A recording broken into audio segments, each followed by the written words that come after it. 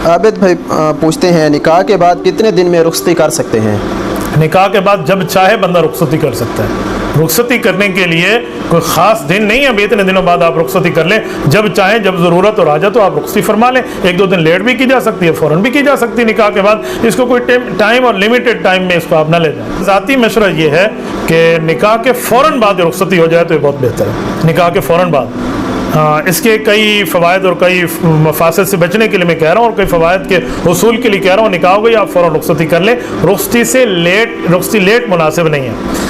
हाँ, मैं एक वजह उनमें बताया देता हूँ, कई वजह हैं। खावंद बीवी का निकाह हो गया, रुखसती लेट कर दी है, अब लड़की और लड़के ने एक दूसरे से नंबर शेयर कर लिया कि अब तो निकाह है, अब तो रहेंगे। निकाह तो हो गया लेकिन नंबरिंग शेयर हो गई है।